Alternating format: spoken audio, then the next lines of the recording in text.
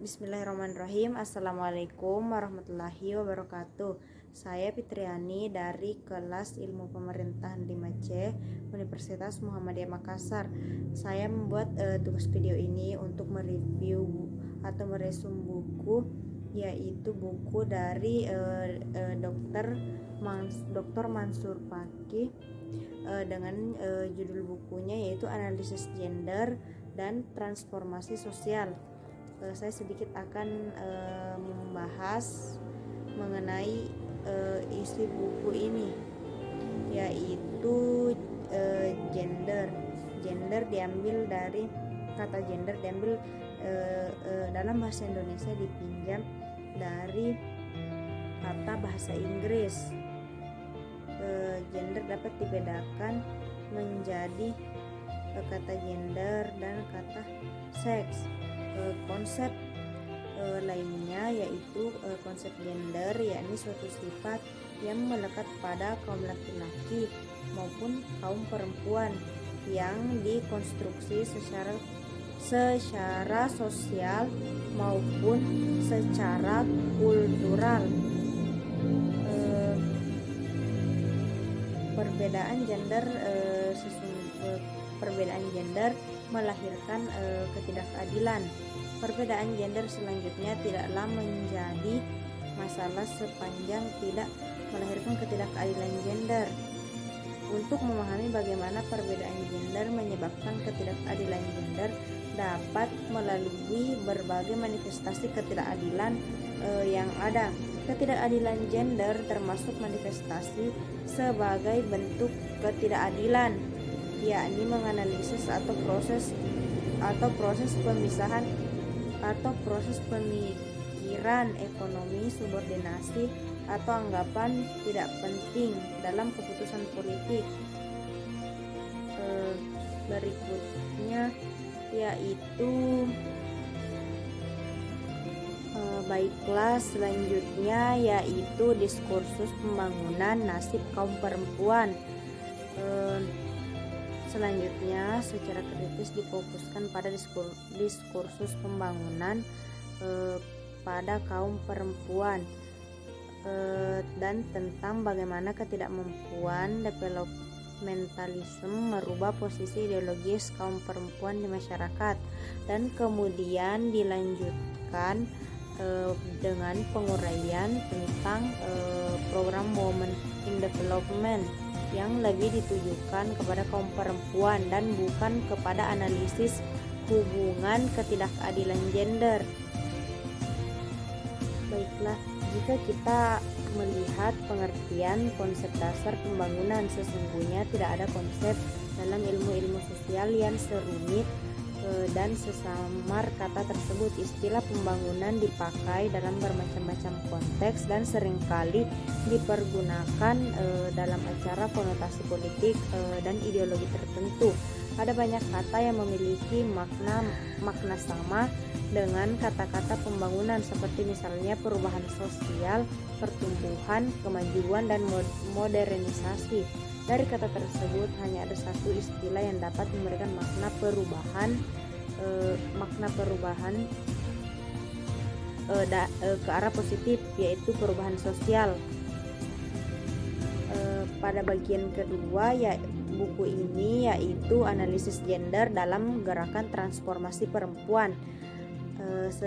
Gender adalah perbedaan perilaku antar laki-laki dan perempuan yang dikonstruksi secara sosial, yakni perbedaan yang bukan kodrat atau bukan ketentuan Tuhan, melainkan diciptakan oleh manusia laki-laki dan perempuan melalui proses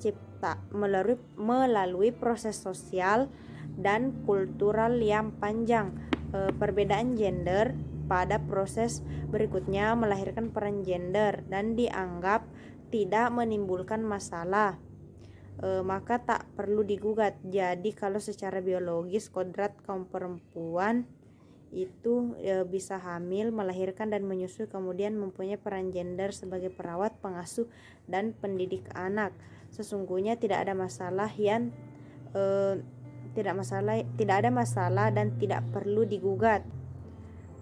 Kemudian dari studi yang dilakukan dengan menggunakan analisis gender ini ternyata banyak ditemukan berbagai manifestasi ketidakadilan seperti pada uraian berikut. Pertama, terjadinya marginalisasi atau pemiskinan ekonomi terhadap kaum perempuan.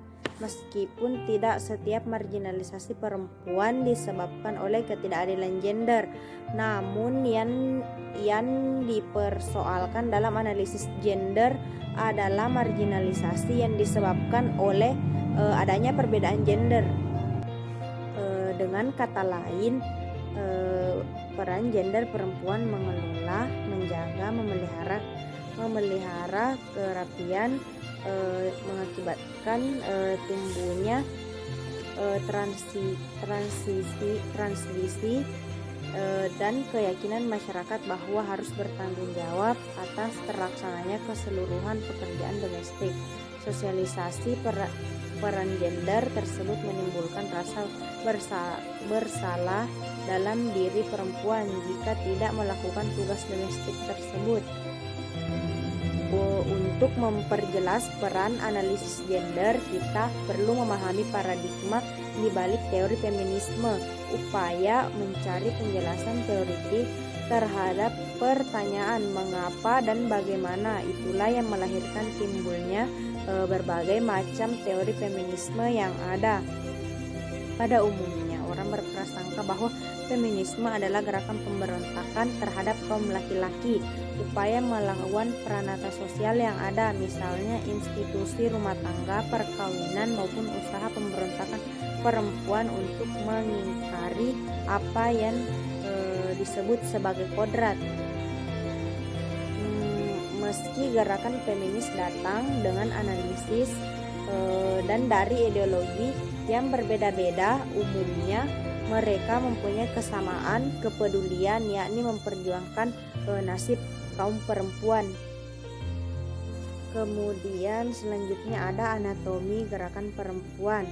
Meskipun agenda feminisme secara umum adalah dalam rangka mengakhiri penindasan kaum perempuan, namun ada gejala umum melanda kaum feminis sendiri, yakni maskulinitas.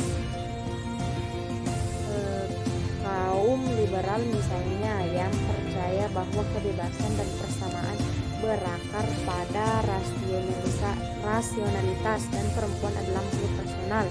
Juga mereka menuntut hak yang sama seperti kaum laki-laki. Kaum perempuan harus dididik agar mampu bersaing dalam gelanggang merebut kesempatan untuk memasuki prinsip-prinsip maskulinitas. Selanjutnya ada gerakan feminisme. Dengan kata lain, gerakan feminisme perlu melanjutkan perjuangan secara ideologis dan kultural dengan melakukan beberapa hal, yakni melakukan identifikasi apa dan bagaimana watak ideologi maskulinitas. Dengan kata lain, gerakan feminisme perlu melakukan dua hal sekaligus, yakni melakukan analisis konjungtur, perkiraan langkah pendek, dan mengkaji sumber-sumber perlawanan dan potensi dukungan terhadap feminisme. Selain itu juga menetapkan agenda perjuangan politik dan kultural untuk kepentingan jangka panjang, merupakan korelasi dari seluruh gerakan sosial ke arah transformasi sosial. Feminitas sebagai suatu prinsip juga tengah kehilangan pengaruhnya disebabkan oleh persoalan kesadaran ideologi yang kesadaran ideologi dari gerakan feminisme itu sendiri. Gerakan feminisme yang intinya menjadi pembela ideologi feminitas justru seringkali menciptakan blunder maskulinitas bagi model dan tujuan gerakan mereka. Baiklah, di bagian ketiga ada tinjauan struktur terhadap buruh perempuan. Analisis struktural lebih menekankan pada posisi buruh perempuan dalam keseluruhan struktur formasi sosial yang ada. Pada dasarnya, kedua analisis tersebut tidak bisa dipisahkan. Artinya analisis terhadap kondisi buruh perempuan harus diletakkan dalam perspektif struktural dan kerangka jangka panjang. Posisi buruh dalam struktur developmentalism menjadi arus kaitannya kaitan teori pembangunan yang kini menjadi arus utama teori dan praktik perubahan sosial terhadap kaum buruh, di mana kaum developmentalism itu meletakkan posisi kaum buruh. Dari banyak studi menunjukkan bahwa developmentalism dan modernisasi yang kini menjadi mainstream teori dan praktik perubahan sosial sejak semula dalam konsepsi dasarnya tidak meletakkan visi tentang dunia secara fundamental lebih adil, melainkan demi untuk pertumbuhan dan kemajuan. Selanjutnya menuju perubahan posisi buruh. Analisis di atas menunjukkan bahwa developmentalism menempatkan kaum buruh secara struktural dalam suatu posisi yang sangat penting sekaligus kritis. Posisi buruh yang secara struktural dalam aspek ekonomi sebagai penghasil nilai lebih tersebut secara tidak langsung menjadi penentu kelangsungan hidup sektor-sektor lain seperti pemerintahan, keamanan, pendidikan, media massa, serta lain-lainnya. Kemudian ada analisis gender dan tafsir agama. Gerakan feminisme telah banyak membuktikan minimal menyumbangkan inspirasi pemikiran dan bahkan pemahaman terhadap terciptanya dunia yang lebih baik dan lebih adil. Gerakan feminisme tidak hanya mempengaruhi lembaga-lembaga birokrasi pembangunan, teori-teori ilmu sosial dan penelitian sosial, bahkan juga mempengaruhi pandangan berbagai agama. Paling tidak memaksa kaum agamawan untuk melihat, mengevaluasi kembali tafsiran terhadap posisi perempuan yang selama ini ada. Gerakan ini pula yang mendorong munculnya gugatan atas berbagai kultur tradisi yang mempengaruhi kondisi dan posisi perempuan di banyak tempat. Selanjutnya pandangan agama yang membebaskan dan transformasi sosial. Al-Quran sebagai rujukan prinsip masyarakat Islam pada dasarnya mengaku bahwa kedudukan laki-laki dan perempuan adalah sama. Persamaan kedudukan laki-laki dan perempuan selain dalam hal pengambilan keputusan juga dalam hak ekonomi, yaitu untuk memiliki harta kekayaan. Tidaklah suami ataupun bapak mencampuri hartanya. Kekayaan orang termasuk didapatkan melalui pewarisan ataupun diusahakannya sendiri. Maka dalam hal ini diperlukan kajian kritis guna mengakhiri bias dominasi dalam penafsiran agama. Maka diperlukan suatu proses kolektif yang mengkombinasi studi, investigasi, analisis sosial, pendidikan, serta aksi untuk membahas isu perempuan. Kemudian berikutnya ada emansipasi kaum perempuan, refleksi, dan agenda mendesak. Kita melakukan refleksi atas latar perdebatan isu perempuan, pernyataan apakah, mengapa, dan masalah bagi kaum perempuan merupakan akar dari perdebatan isu perempuan yang menimbulkan dan memunculkan tanggapan yang sangat beragam. Berikutnya ada manifestasi gender pada kaum perempuan. Setelah kita telah secara dalam, perbedaan gender ini telah mengakibatkan lahirnya sifat dan stereotipe yang oleh masyarakat dianggap sebagai ketentuan kodrati atau bahkan ketentuan Tuhan. Ada juga hubungan yang meliputi hubungan ekonomi, politik, kultural, ideologi, lingkungan, termasuk di dalamnya hubungan antara laki-laki dan perempuan. Untuk itu ada agenda guna mengakhiri sistem yang tidak adil ini. Pertama, melawan hegemoni yang merendahkan perempuan dengan cara melakukan dekonstruksi ideologi. Yang kedua, melawan paradigma developmentalism yang berasumsi bahwa keterbelakangan kaum perempuan disebabkan karena mereka tidak berpartisipasi dalam pembangunan. Kemudian itu mungkin beberapa cara yang bisa dilakukan.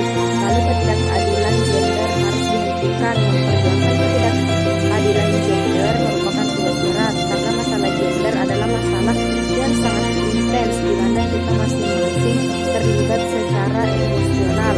Banyak perlawanan terjadi manakala perjuangan ketidakadilan gender diaktifkan karena menggugat masalah gender yang sesungguhnya.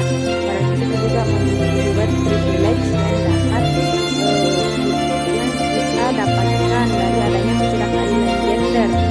Dengan demikian, bila kita memikirkan yang jalan keluar pemecahan masalah, perlu dilakukan secara berempat atau bersama-sama. Gerakan feminisme di Indonesia dan tantangan dan strategi mendatang. Dari uraian refleks kita mengatakan bahwa memperjuangkan perbaikan kondisi kaum perempuan tidak sama dengan perjuangan kaum perempuan melawan kaum laki. Gerakan kaum perempuan adalah gerakan transformasi perempuan, yaitu suatu proses gerakan untuk menciptakan hubungan antar manusia secara fundamental lebih baik dan lebih adil. Kemudian gerakan transformasi gender merupakan gerakan pembebasan perempuan dan laki-laki dari sistem yang tidak adil. Maka transformasi gender adalah upaya liberalisasi dari segala bentuk penindasan baik secara struktural, personal, kelas, warna kulit maupun ekonomi internasional.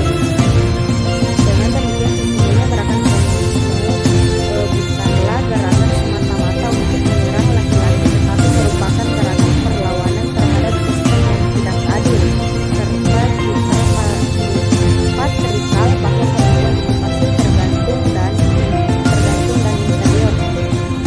Sehingga transformasi gender sebagai jalan menuju transformasi sosial yang lebih luas harus merupakan proses penghapusan penyingkiran segala bentuk ketidakadilan, penindasan, dominasi, serta diskriminasi. Mungkin itu saja yang dapat saya sampaikan dari review buku analisis gender dan transformasi sosial. Lebih dan kurangnya mohon dimaafkan. Billahi fisabilil haq. Fastabiqul khairat. Assalamualaikum warahmatullahi wabarakatuh.